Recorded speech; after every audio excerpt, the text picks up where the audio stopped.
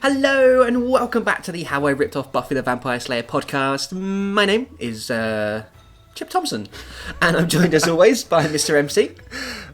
That would be me. Yeah, that would see you nearly forgot as well. You threw me so much. I can't tell if that was a genuine forgetful moment of your own name. Well, much like everything in this show, let's just pretend and carry on. This is episode 23, and it is Here, Part 1, the creatively titled Here. What happened last week, MC? Yeah. Anyway, well, thankfully, my favourite event of the entire series is that Evangelina fucking died, so I don't have to voice her anymore. I thought you were going to say Tifa's pregnancy. That's my least favourite. Even worse than the world almost ending. So yeah, what were you saying? Evangelina died, yes. For which I am very grateful. She was, of course, a fallen angel, here to redeem herself for accidentally killing a priest. The exposition angel, you might say. And she kind of set the guys, that is Chip and MC, on the right path, namely against Mr. Johnson. I think Chip as well, especially. And also redemption thing for Chip. Yeah, and so on she was so on. definitely the catalyst that he needed to come rejoin the gang, stay away from the homeless people that he hates, come back to the fold, and hopefully help the gang stop Mr. Johnson and Hirato before maybe going evil. And then she jumped off a building. Yay! As if I knew that 18 years later you were going to have to do a stupid voice that would hurt your throat, and I wanted to save you some effort. But we're rapidly approaching the end of season 3. Oh my god! We've finally got the arc of the whole season going, because it ended with a cliffhanger of Chip saying that they need to go and hit up the police station, take out Hirato, maybe find out what the hell's going on, and that's took him a while, but it's taken it's taken all season. It's been a weird one overall. I mean, we'll talk about this, when we round up the season at the end, but it has been a bit of a strange one. So hopefully now we're going to kick on and see what the hell is going to happen. So let's get into it. Here it is. This is Here, Part 1. Previously on Tamara Gayson, Tifa, Jay, Louise, Shinokan, MC and Chip. You all have something to worry about because the Tokyo police force are not quite what they seem. Good night. The phone clicked as Chief Inspector Hirato hung up. There are 5. 5 rules of power, of which he only needs 1 more to be complete. You must go to England, your mother country, and stop him. Stop Mr. Johnson before it is too late. Johnson? Isn't that the guy who's going to be Prime Minister? Chip asked. Yes, the last phase of power he needs of the 5. She walked away from the ninjas. Wait, Chip called out, but Evangelina didn't hear him. She started to run to the edge of the building. Chip knew what she was about to do, but in his current state, he was powerless to stop her. She leapt off the building and fell the 60 or so feet to the ground. All at once, the gang stood up, wary of Chip's unannounced entrance. Now, I know you all don't trust me, and I can't really blame you. I don't really trust myself, he started to say, but I know for the time being, I'm on your side. Like it or not, I have a prophecy to fulfill, and that will be what I will be. We can't let this thing happen. We need to go to the source and end it. Now. Are you saying what I think you're saying? MC asked, a little shocked that Chip was here, giving orders. Chip nodded. We're going to hit the police station, he said. The sun's setting. Louise noticed as she sat in the back of MC's 1959 DeSoto, famously Spike's car from Buffy. It was also in Sam and Max, the video game. That was it. Yeah, we've had this discussion before, haven't we? Yeah. Yeah, so what? Jay commented. He sat next to Louise on the back seat. She held her crossbow tightly whilst Jay fiddled with his kendo stick. Wait. That's what you call it, wait? Yeah, crossbow.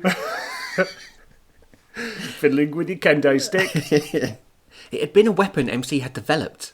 Oh, what? Are we saying He invented kendo. And then wrestling stole it as a weapon to use in all violent matches. It had been a weapon MC had developed. Normally, a kendo stick was around 2 feet long, whereas this one would tuck inside your waistband, and with a click of a button, it extended to its intended size. Sorry, just a kendo stick tucked inside your waistband, extending to its intended size, 2 foot. Sounds about right. Whee! Button. Well, yeah, so it works, right? Also, I like how he's basically invented a wooden lightsaber. Oh, yeah. Maybe that's what he was going for when he made it. He's like, I'm going to be so cool. He can put some neon lights around its LED bulbs. Well, that's just him using it. Exactly. Yeah. Jay caught him one day doing that in the basement by himself, and he's like, oh, no, I've just made a weapon for you, Jay. So, Jay had chose it because it was light, easy to use, and hurt like hell when you got hit by it. Don't you think it's symbolic? Louis said as she continued to stare at the sun. Symbolic, the kendo stick being symbolic is something. Extending kendo stick tucked inside your waistband. Is this going to be your bit for the entire episode? Apparently. It's not going to be very good if you keep on. It depends on how many times kendo sticks are mentioned. And extending, and fiddling. Turgid. And cock. Don't you think it's symbolic? Louise said as she continued to stare at the sun. Maybe. Jay replied. If I knew what that meant. What I'm trying to say is, we're about to embark on a kamikaze mission to the Tokyo police station where we intend to take down their evil leader, thus preventing any world domination.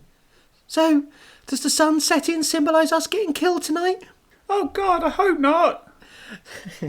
Louise, again, providing some exposition there for us. Is like, hey, in case you forgot what happened last week, here's exactly what's going on and what we're doing. Also, I really like when symbolism is just explicitly explained. Yes. It adds to the subtlety of it, doesn't it? Oh God, I hope not. I'll tell you another thing that's worrying me, Louise said as she looked at Jay. What? This was Chip's idea. What if it's a trap? Jay thought for a moment. So what you're saying is, if we go there and try and stop this thing from happening, we're most likely to die. But if it's a trap set by Chip who's gone evil again, then the chances are we're going to die. Again, some lovely exposition, just setting up the episodes. Well done, guys. Appreciate that. Pretty much. Man, I never thought of it like that. This could really be the end. For all of us. That's what I'm saying. In that case... Jay put his weapon down. Whee! Sorry, just don't be so crude, Chip, honestly. I know that sometimes I can seem stupid or be annoying, but if there's one thing I've learned from being here with you guys, it's if there was anything that meant more to me than Slipknot, money, or sex, then it's you guys. I love you. Louise looked at Jay for a second. Gay! She said. Oh, okay. Oh. Times have changed. I'd love to go back in time and just sit 15-year-old me down and say... Things are going to change culturally quite a bit in the next 15 to 20 years. Not even that, just like, this isn't okay. Oh, yeah. Just like before that point, you know. Just... You can be ahead of the curve, all right? Yeah. Maybe don't use, homosexuality as some sort of slur. I don't know, maybe think about that in everything you write. Maybe write your women characters better or something. I don't know, just a suggestion. And then give them a good clip round the ear roll. I like how you just had some corporal punishment at the end. I'm so woke.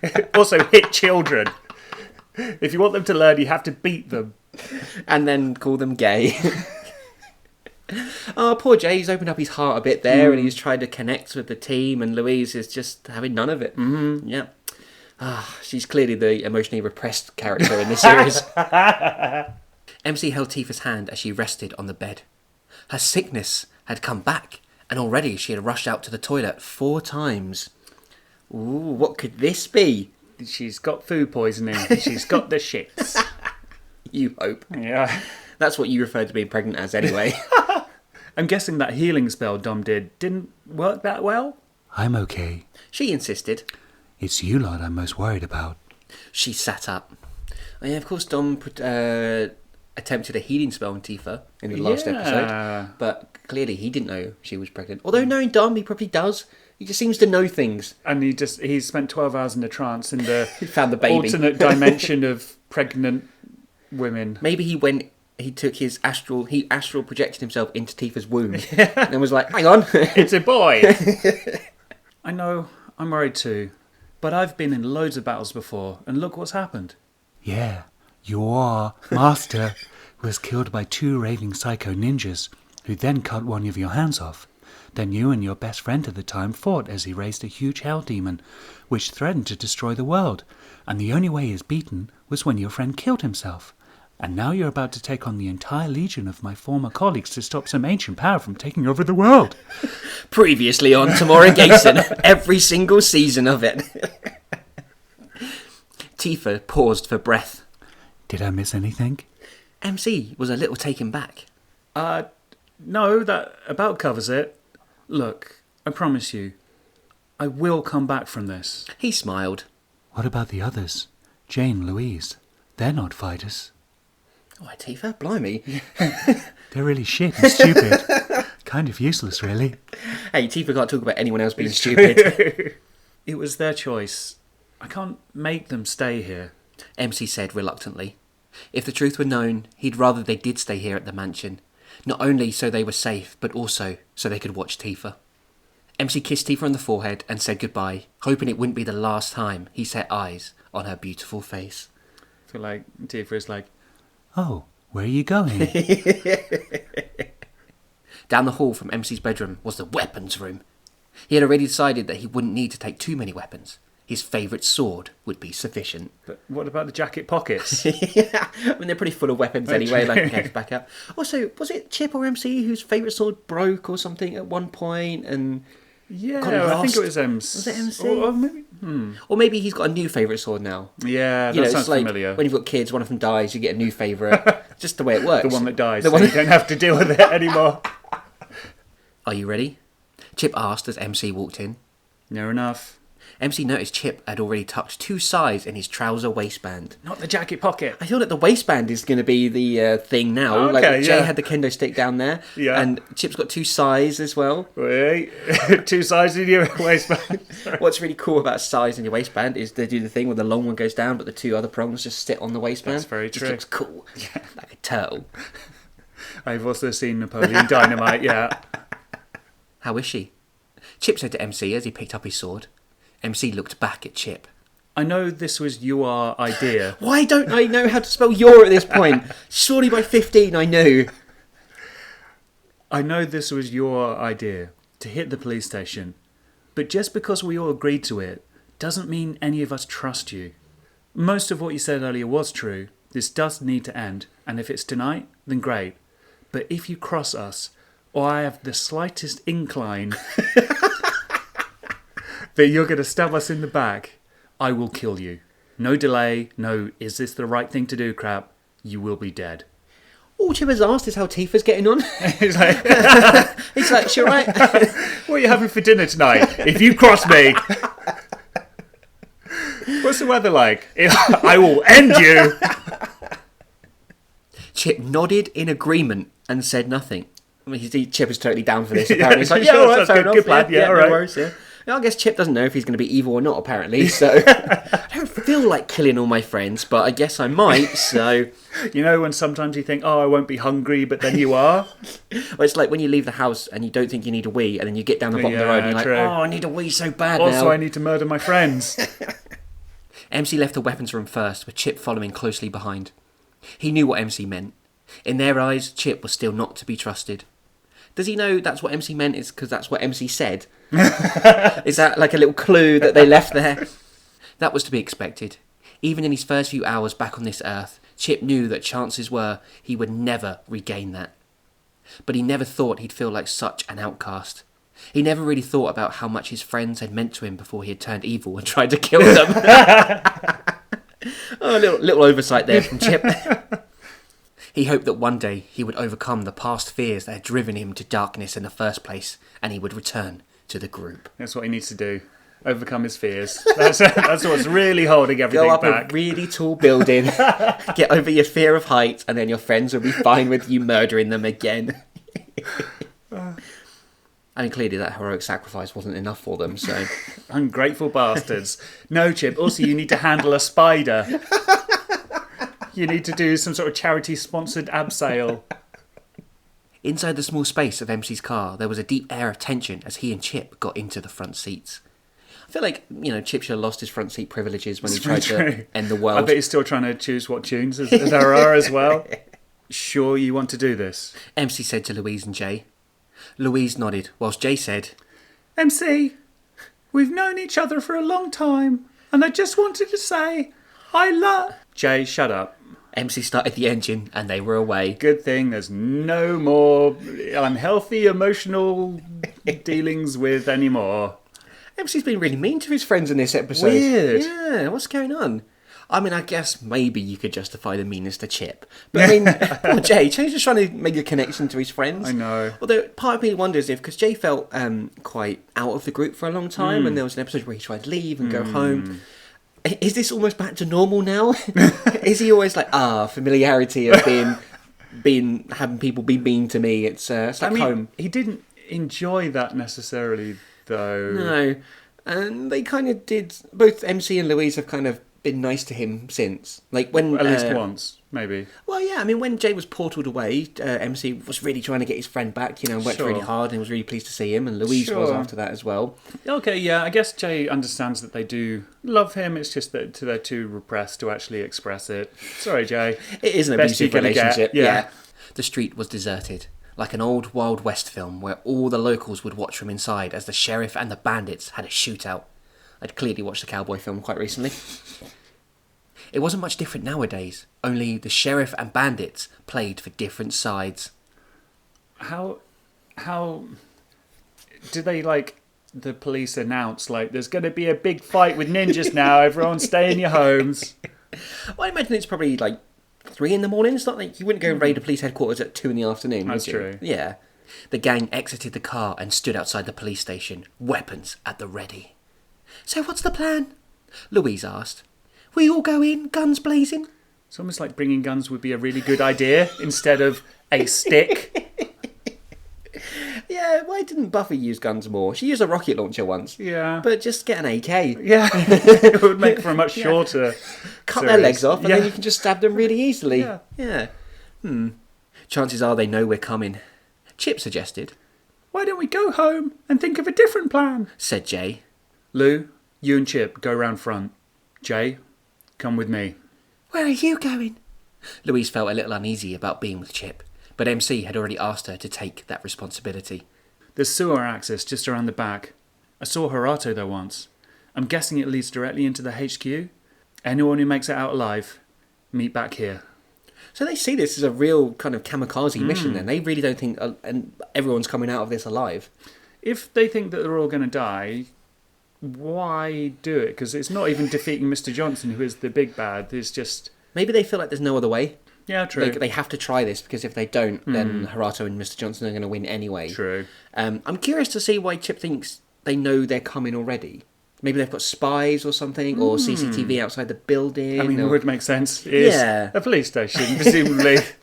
Hirato does seem like one of those bad guys who just seems to know everything that's going on as well. Yeah, so. or it's almost like it was written by, quite poorly, and people just kind of know stuff somehow. I don't know about that.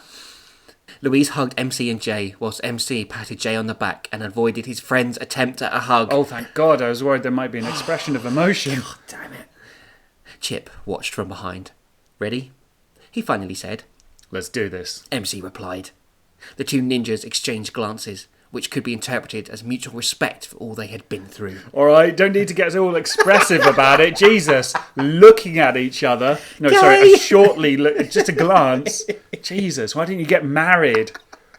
MC and J dashed round the back of the police station whilst Chip kicked the doors down on the front and charged in with Louise. The fight was on. Again, I really do question their tactics at some point because they're ninjas. They should be a bit stealthy, you know? Like, where's them crawling through the vents and stuff? Yeah. And I... Again, respect to Louise and Jay for being there, but what are they going to do against trained police? Yeah, they're literally... They have guns. Yeah. Jay has a stick. And, like, I don't know if Louise's hand is healed up from when she, like, broke it or whatever on the punch bag time. And, yeah... This is what I need Shinno Khan. Like, he came up with all the best plans, clearly. Most of which were, go here, do this, don't ask why. They really should put benches outside police stations. Chip thought as he sat on the curb just outside. He could hear feet pounding the ground as two men came running from around the corner. What? I don't know. Maybe we'll find out. Okay. Where's Louise? MC demanded to know. Chip just about heard him over Jay's frantic panting. Here, she replied as she stepped out of the police station's doorway. So, Jay said between gasps. Yeah, that's what I was thinking, Louise added. The gang stood outside the police station, completely confused. Well, I know how they feel. This is how I'm feeling right now. I thought we were getting to like a major fight scene and big ambush or whatever. Doesn't seem like that's happening. can I be the first one to say, what the hell just happened? MC said, I'm guessing they knew we were coming. Chip replied, standing up, and got out of here. Ooh, has the police station been all abandoned? That's disappointing. I really thought we were going to have like a really cool action-packed episode. Instead, they just sat outside wishing for benches. I can imagine Hirato having a good old giggle. I hope he's left one camera and like, he has a little speaker that he just speaks to them through in a minute. It's like, oh, proper villain stuff, yeah. After building up so much adrenaline, preparing themselves for an ultimate battle of good versus evil, and then to find out the entire police station was empty, was a big letdown. That feels like a review for this episode more than anything else. The series. Yeah. Oh, the letdown part, anyway. But they weren't all evil, right? Louise said, stunned. From what I know, MC tried to make sense of it all. most were just regular Joes working a job. It was Chief Inspector Hirato and his little band of samurais that were the problem. He must have cleared them all out. Chip said, I just can't believe the entire Tokyo police force is gone. I like how the entire Tokyo police force are all inside the police station, every single one at all times. There's just one police station in all of Tokyo. We did establish earlier in the previous season that there's like 2 guys in it and an office building. Oh, yeah, there's one dude on the desk. Yeah. And then the basement where all the samurais are not getting their pay rise. Is this just a way to stop them from having to kill a bunch of definitely, probably innocent people so they don't have to be all villainy? Maybe. I kind of thought they might do the Terminator 2 thing. You know, when he's like... Oh, he doesn't kill anyone. Yeah, no casualties sort of thing. Yeah. I thought they were going to do something like that. Okay. But maybe this was just a way of me getting out of having to write big action scenes and plan it all out and Try and plot explain how Louise and Jay would possibly survive. Yeah. I just can't believe the entire Tokyo police force is gone, Louise stated. Come on. MC said, Let's go back inside and see if we can find some useful information as to where the hell they've gone. The gang headed inside, completely unaware that they were being watched from above. The vampire retorted what Louise had just said. The entire police force is gone. He smiled with his demonic face and left the rooftops above the police station, anxious to spread the word. But there was something he had to do first. He had to take care of the ninjas.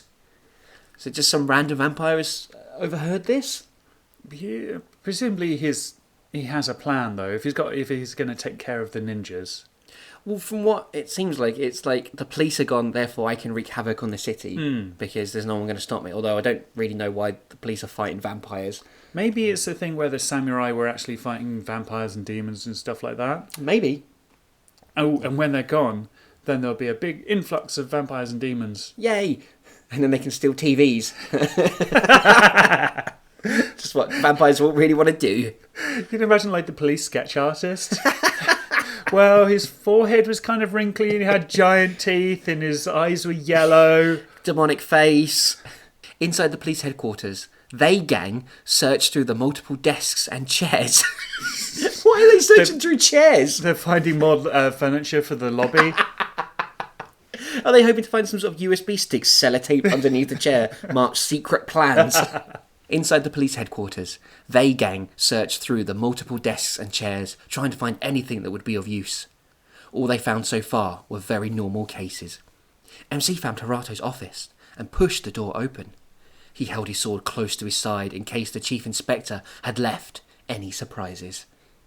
The office was seemingly spotless. When nothing happened, MC placed his sword on the desk and started sorting through the desks and drawers. This is a really boring episode so far, isn't it? I know part one is usually the setup to everything that's going to happen, but literally they've been in a car, we've made innuendos about their weapons, they set up for this big fight, nothing happened, a vampire showed up, now they're going through chairs. And drawers. And drawers. Thank you. And multiple desks in this office, apparently. Anything? Jay called out as he and Louise searched the main reception area. The secret plans just behind the reception desk. Little post-it note saying, gone to secret hideout. Nothing. Ooh! Jay shrieked. What is it? You found something? Yeah, a Mars bar. An evil Mars bar? A Mars bar that's got all the plans secretly embedded inside it? Chip came back into the reception after his search. I found the underground part of this station, and from what I saw, Deputy Dog didn't use it. I think Deputy Dog is a cartoon. Yeah, but we didn't have that in England. You must have seen it in a Joss Whedon thing. Quite possibly, yeah. Because I don't remember ever watching any Deputy Dog. I don't even know what it is. I can't picture him. No. Yeah. Okay. I found the underground part of this station, and from what I saw, Deputy Dog didn't use it. This was for the SWAT team, no doubt. I wonder how MC is getting on, Louise said. The once clean office of Chief Inspector Hirato was home to a forest worth of paper, and MC kept searching. Still, he had yet to find anything incriminating or something that would lead them to Hirato's whereabouts. Deciding they wouldn't find anything, MC kicked the desk and picked up his sword. He noticed a single piece of notepaper hanging from it. MC picked it off his blade and read, Dear Ninjas, did you really think we'd leave you any clues? Your pal, Chief Inspector Hirato. He's such that villain. I know. He really is that villain. Well, I'm slightly confused. I think it's just badly...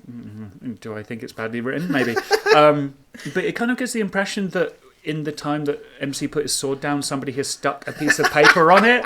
Like Hirato is just hiding in a cupboard, giggling to himself. He's also got a little post-it on his back of him that says, kick me. And if he looks around, someone's going to be on all fours and someone's going to push him over. Squirt his crotch with water so it looks like he peed himself. I'm sorry, if we're going to make jokes about sticks and waistbands, can we make a joke about crotches, water, sticky?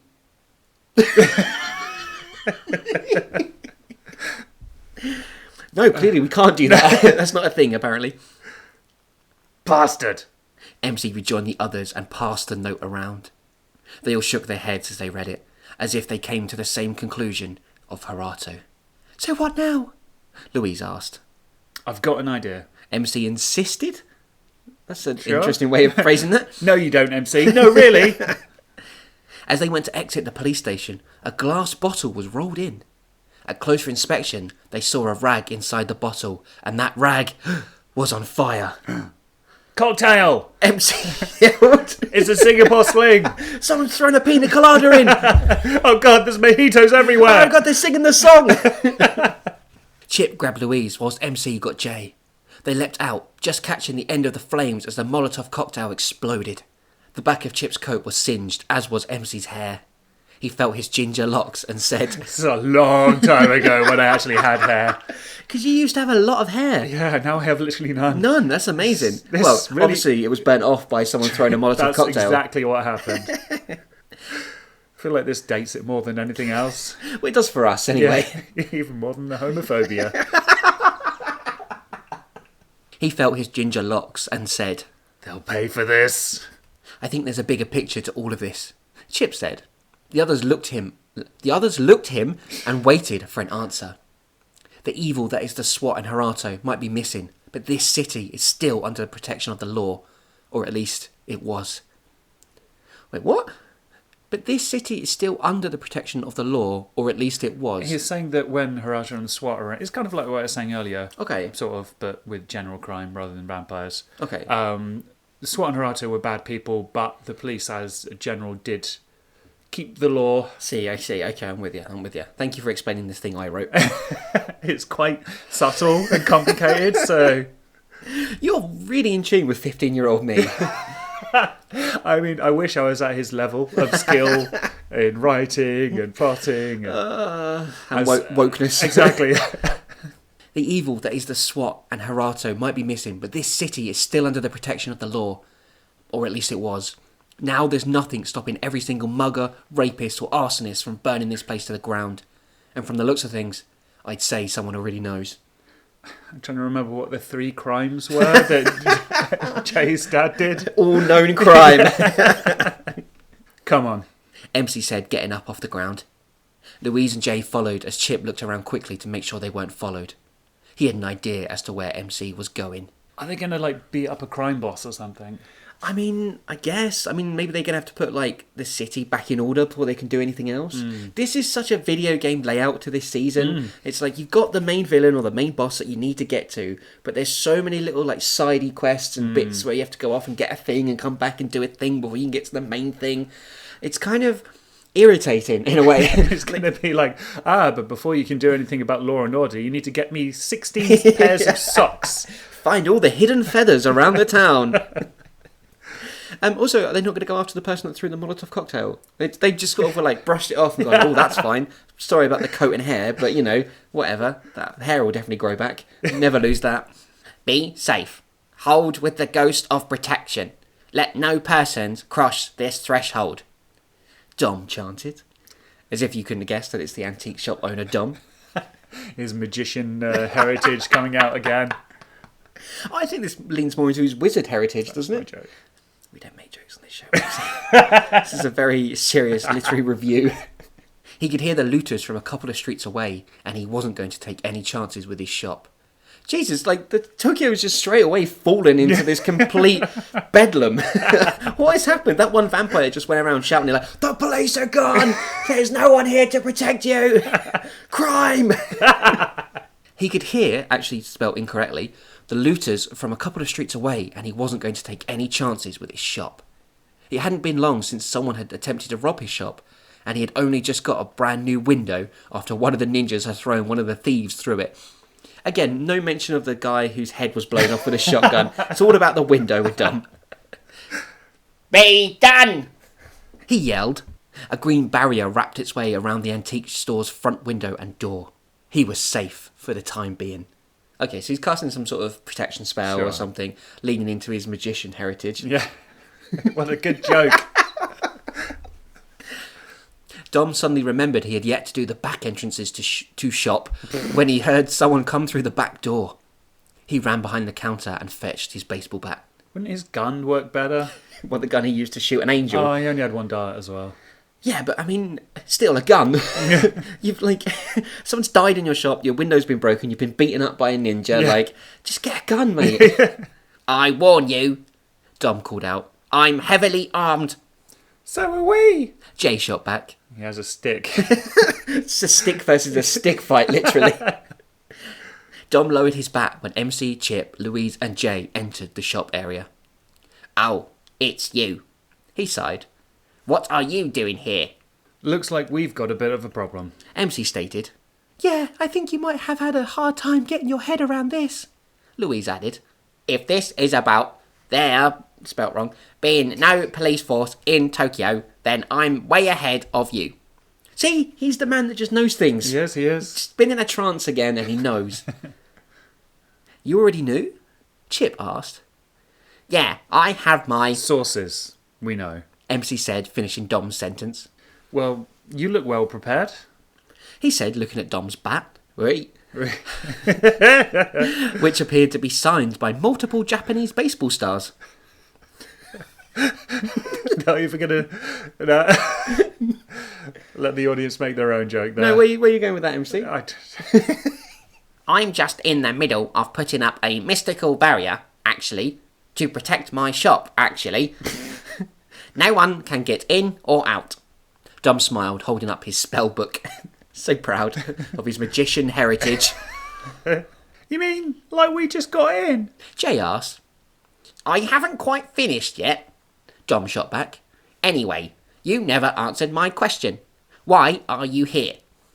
MC explained. With the exception of Hirato, the police were pretty much a good thing. They still protected the streets when they could and stopped crime, etc. But now the city is free of that law and protection. And we're sure someone overheard us saying the police were no more, Louise said. So it's the gang's fault. Because they blurted it out. I feel like somebody would have noticed if every single police officer in Tokyo but it's been just like 10 minutes. disappeared. It's literally just happened and the crime has just exploded all over the city. Dom looked at MC, horrified. Which is why we came here. The city is about to go into anarchy and we needed a safe house to sort out a plan.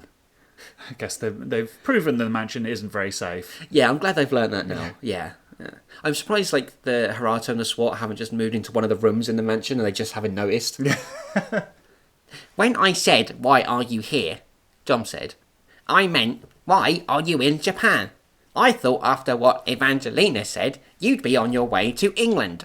Chip dropped his head and walked away from the conversation. The death of the angel he had felt connected to still burnt him inside. His insides are melting. I was going to say that as well. The truth is, MC said, we not exactly rolling in the money at the moment. or a vocabulary. And swimming there, spelt wrong, isn't exactly much an option. We not exactly rolling in the money at the moment, and swimming there isn't exactly much an option. Well, that clears it right up, doesn't it? Yeah. Is MC okay? I might know a guy, Dom said. If you can give me some time, I can probably sort out a deal for you. Do you know there's some like human traffickers or something? Is that what Dom's getting at here? He's got a friend who works at Thomas Cook. Okay, here's the plan. MC started. Me and Chip are going to go out on the street and try and keep things in order.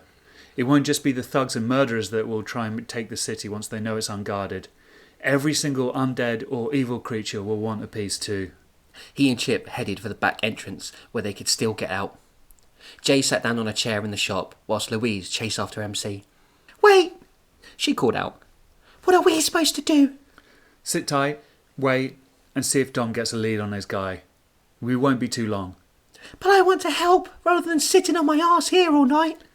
You'll be safe here with Dom's magical barrier and all. Wait. Oh yeah, like going on a suicidal mission to the police station wasn't dangerous at all. Louise snapped. This is different. How is it? This time, I'm not giving you an option. Ooh. Now stay here with Jay and Dom. Louise relented and stormed off back into the shop. MC went back to Chip and they opened the back door. They quickly shut it again. That was a demon, right? Chip asked about what they had just seen. Where the fuck are these demons Wait, coming what? from? What? Where is this demon? Outside, I guess that's where they opened the door and then closed it. It's meant to be like a comedy thing. Oh, I got you. So they've opened the door and there's a demon standing. Yeah, so they right. just close it. Gotcha, yeah, gotcha. Scooby-Doo style. Yeah. Yeah. MC replied. More than one, I think. We should probably kill them. Right. MC and Chip paused for a few seconds, drew their respective weapons and opened the door, spearing the first few demons in their way. When the point of the weapons pierced the demon's skin, they melted away like the witch in the Wizard of Oz. Ah, yes, their weakness is getting stabbed a bit. What? And then they melt. The fearsome demon that if you just get like a cocktail stick and give them a poke, they melt. Clearly, my idea of creativity back then, or maybe just to get away from the fact that I was stealing everything, was to have these weird death scenarios for all these demons and stuff. Like, has there ever been a demon in this show that has just died from having his head cut off? Or just been stabbed or not? Well, these guys... Well, yeah, but they're melted away like a witch. That's not normal. Is it not? Like, oh, you stabbed me, I did now. That's how it works. With all those demons. It's not very realistic, is it? Luckily, there were only 4 demons at the back door, and the ninjas dealt with them quickly. After all the demons were dead, MC opened the door to the antique shop and called out to Dom. Probably best you get the spell up on this back door too. He rejoined Chip, who said, "Better split up then." Sounds good. MC replied. You take the east side of the town. I'll check out the west. They split up and started pounding the concrete, to get to their destinations quicker. I set the tone very low at the beginning of the show. You did, and that is the end of episode 23, part 1. Well, what do we think of that one, MC? Thankfully, my incredible sense of humour, highbrow, tasteful, was here to save what is otherwise a fairly boring episode. It was a pretty boring episode. You have bookended it with your innuendo as well. Right. Right? I guess it's an interesting thing with the police force going and the unexpected ramifications of that. And I guess Hirato would realise villainous plan, or he'd know that if the city was left for its own devices, where apparently it just instantly turns into demonic anarchy, the ninjas Within 5 minutes. the ninjas would feel the need to protect it. That's true, actually. And to be fair to 15-year-old homophobic me,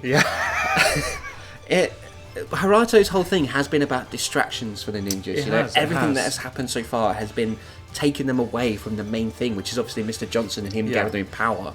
Which is how he's got to be so powerful, I'd imagine. In this time. And this is just another part of it. So they're always one step behind when it comes to Hirato. They are. And I guess what intrigues or worries me, maybe, is that we are hurtling towards the end of season 3. And we're on another side quest. And we've still yet to get to the main part. So I don't know if the main villain in Mr. Johnson in the end is going to be a bit lacking. Or if it was just before the next season. I don't want to say too much because obviously I've got a rough idea of kind of what happens. But even with Hirato, he's been a bastard and he's taken Shin no Khan. And yeah, he is the main villain, I guess, at this point. But it doesn't quite feel that sort of, Jack betrayed Shin no Khan and betrayed their friendship. Chip was such a big deal as well, And I guess it's nice not to have an evil ninja as the main villain for a change. Yeah, and I feel like Hirato's kind of his own thing. Yeah. He's distinctive from the evil ninjas. I mean, he's distinctive in the way that he's like every villain from every show ever. Derivative. Unoriginal. But as we always say, these part 1s are always set up. Yeah. So hopefully next week we'll have a more interesting episode. We won't have to make so many innuendos just to pad it out. Depends on if Jay starts fiddling with his kendo stick at the beginning or not. And Dom's getting more bat signs by Japanese baseball stars. And I'm still not quite sure why the episode is called Here. Yeah. I thought that was going to have some sort of significance. Maybe that will come out in part 2 as well. Maybe. Yeah, but if our wonderful listening innuendo-filled audience has any idea what the title of this episode could mean, there's numerous ways in which you can get in touch with us. You can find us at Facebook, where we're at facebook.com/howiRippedOffPodcast. And you can tweet us some horrible innuendos on Twitter at HowIRippedOff. You can find our entire back catalogue on SoundCloud's... Oh, fuck, I always say SoundCloud wrong the first time. What is wrong with me? You can find our entire back catalogue on SoundCloud, Stitcher Radio, iTunes and YouTube. And if you could leave us a rating and a review, it would be really, really, really, really appreciated. But not for this episode. Yeah. No, think about the whole show as a whole, if we've entertained you. Yeah. Or just think about something you really like and think review about, that. Pizza. Yeah. Something. Review your last pizza. Review your last pizza that was really great and tasty. As if it was a podcast. And just leave 5 stars and be like, yeah, I love mushrooms and it was really great. The cheese was really nice. Don't say that. No, I want that. I want someone to leave a pizza review for us. That's what I want for next week. And just to say from everyone at the How I Ripped Off Buffy the Vampire Slayer podcast, which is me and MC. A gigantic cast and crew here. For me and MC and all the gang and Dom and Hirato and everything, we hope that you are staying safe and well during this lockdown, emotionally, physically, mentally, everything. If you're not, please do reach out to someone. If you feel like you haven't got anyone to reach out to, you can come and talk to us. We've given you all the ways you can get in touch. We just want to make sure you're well and safe, and we just want you to be happy, and thank you for listening. We'll see you next week.